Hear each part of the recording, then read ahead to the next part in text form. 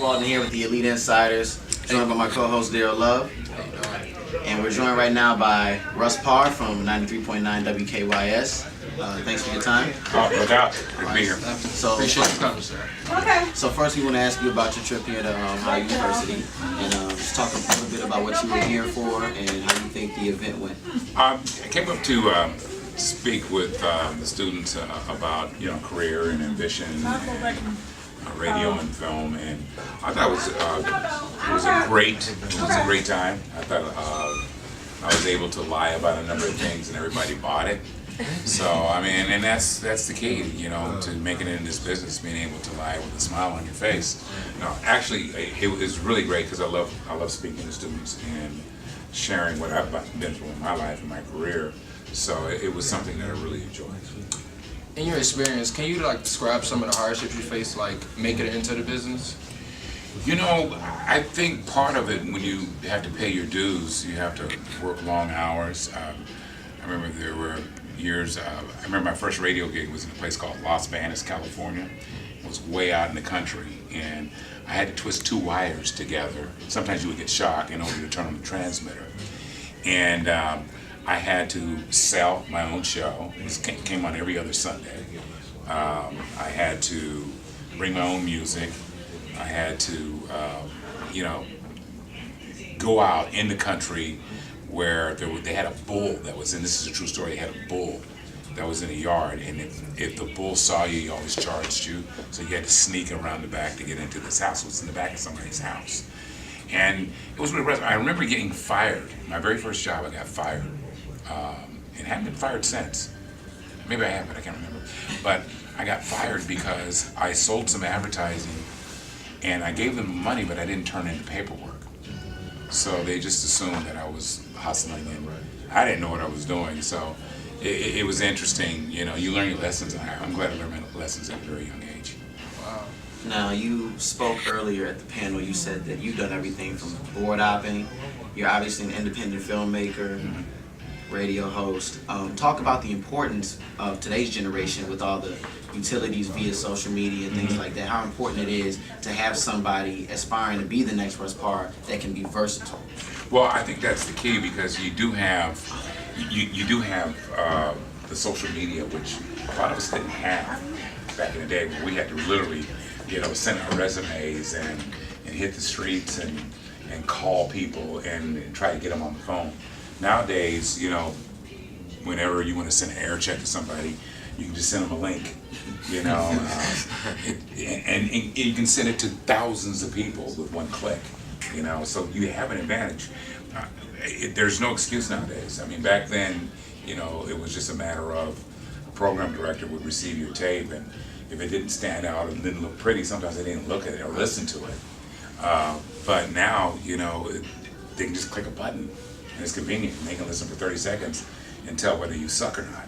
And I had a lot of program directors over the years that thought I sucked. So that's why I'm where I am now, because they let me know how bad I was in the beginning. I worked on those things. So now it's instant gratification or instant rejection, which is good. I think it's part of the growing process of becoming a radio personality or whatever your endeavors are. Now, Kevin Hart, I just wanted to ask you about that. A lot of people, we know Kevin's doing great things now, but a lot of people don't know you pretty much gave him really his start. And well, I didn't, but he actually was very talented. He did a couple other films before mine. I just used him a lot more than a lot of people, because I saw his talent, and I think a couple of the films that he was in opened the door for other people to say, God, he can be a dramatic actor, because some of your best dramatic actors are comedians. They really are, because they're able to feel the pain. And as a matter of fact, he had a movie called Feel the Pain, I guess. And but that's the reality of it, because you experience that emotion a lot when you're on stage. And did stand-up comedy. That was probably, you were asking me earlier about some of the roughest things. I think doing stand-up comedy was the roughest thing I've ever done, because one night people are laughing their tails off at you, the next night with the same material they're not laughing, and it can be very crushing, because you take it personally, because that's your craft. And making $25 a night and having somebody not laugh at you, that was rough. So I know you did radio and you did the films. Which one can you say you liked more? Which one were you like, okay, I enjoyed doing this? I love doing films, but I'm passionate about radio because radio I can get instant gratification over something I've done or didn't do. Film is a process, you know. It takes 3-4 months, you know, to see, and then you spend a lot of time making a film to make it happen, and you put it up on the screen and people go, didn't really like it, you know. Whereas radio, I can sit up and tell a joke that falls flat, I don't know, in seconds by Twitter. Right. You know. So. When you're casting for a specific role, what are some of the things you look for in a specific actor or actress when you're sitting down and getting set to do that? There's a lot of things I do as a director, but one of the things that I look for are I look for performances in the eyes. Good, how are you? You know, because a lot of people, your eyes will lie. If you're not telling the truth in your acting, I can see it in your eyes, and that's what I look for in the auditions when people audition. And one of the things I do, I look at every audition. You know, I look at no matter how many people send me stuff, I look at all of them, and I've casted people that didn't have big names because of the believability factor, and that's just how some people almost, they'll look at you because you read all the lines right or whatever. I look beyond that. I try to go into the eyes. I think that the eyes is a window to your soul, and I know I'll get a good performance. And if you can act and you're believable, I know I'll be able to get the performance that I want. You work with them, right? Yeah, I can work with people that are bad actors and make them very good. Do you have a favorite film or project that you've worked on? I know a lot of people love The Under Shepherd. Yeah, that's one of my favorite scripts. You know, The Under Shepherd, because it was a lot longer than what you see on. You know, we shot about almost 3 hours worth of stuff, and you know, it's an hour and 45 minutes long. So half the film was on the ground. I didn't get to a lot of the stuff that I really wanted to talk about. 35 and 10 is my favorite romantic comedy.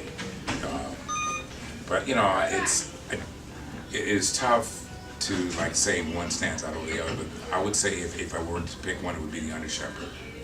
You know, because I knew it was going to ruffle some feathers, and I can express some of my issues that I have with the church crowd in that film, and I did, and it caused a lot of problems for some people. To a lot of upcoming, who want to be in the entertainment business, they see radio and television, as a good gateway to the way of getting in there.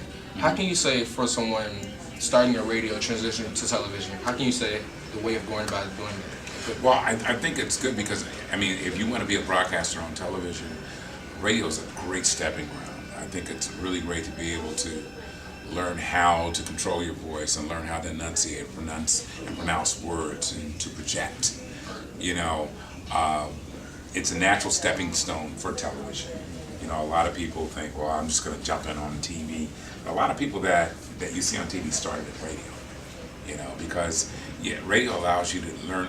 It teaches you how to think on your feet quickly. Sometimes you can get on the air and you lose your train of thought. But I'm a big BSer, just like my son, and you can talk your way out of stuff. And that's what you have to do sometimes when you're on television. Your teleprompter goes down. Can you fake it? Right. And I think radio is a great training ground for that. Can you say radio from when you first started out to now is it the same as relevant? You would say? It is. It's not as powerful because there are so many other mediums that people go to get their music and get their entertainment. We just have to have content that is compelling. So for me, I'm constantly always coming up with ideas, and I jot down every note that that I can think of in order to go on the radio the next day and do something compelling, whether it's funny to me or not. Because I don't do my show based on what's funny to me, what I think my audience would like to hear. Because if I set up and played all the music I wanted to play, we'd be playing heavy metal, and that's just not gonna fly on a hip hop station. Now, are there any other radio hosts from around the country that obviously it's a competition? for airtime and ratings and things like that. But are there any other hosts that you listen to or that you kind of look up to or admire? Yeah, I don't listen to a lot of radio. Maybe in the car a little bit. But I admire Tom Joyner. I think Tom Joyner opened up a lot of doors for a lot of us in urban radio to make money. And his impact will be legendary because, for years I didn't make a whole bunch of money, but once Tom started really making big money and showing the value that, black urban talent can make money, that's when I started making more money. Right. Just like Tiger Woods, a lot of those guys weren't making a lot of money on the golf course. But after Tiger Woods started killing it, everybody else started making money. Exactly. Ratings go up when Tiger Woods is playing. The last Masters, it went down. But that's what Tom did for us. He did that for everybody, for Steve Harvey, for Michael Baisden, for Frank Ski, everybody. Tom set the bar. And we could go in and negotiate contracts because, hey, Tom's getting this and I need to be close to that. So he really changed the game for a lot of us. I know on your show, you have to play the various hot music that's happening right now. How do you feel about music overall? Like, how do you feel it's changing and developing? I'm a hip hop head, so I love all kinds of. I love hip hop. It starts with the beat for me. Lyrically, man, I'm not tripping on it because I know some of it is mindless, but I do know it touches people. And it gives other people an opportunity to go like, you know what? If he can say that stupid ratchet crap, I can do it too. You know what I'm saying? So I think it's a medium where it allows so many people that may not have that much talent an opportunity to express themselves, because there's a lot of stuff out there that is just whack. I listen to my son's music and I know that it's really good. Some of it is too complicated. Especially when you go back and hear somebody just in one drum beat and a bell, and that's the whole track, and he's got all these complicated layers and stuff. And I always tell him, I said, your music is beautiful, but it's complicated, but I don't want to take him out of that realm. He'll figure it out.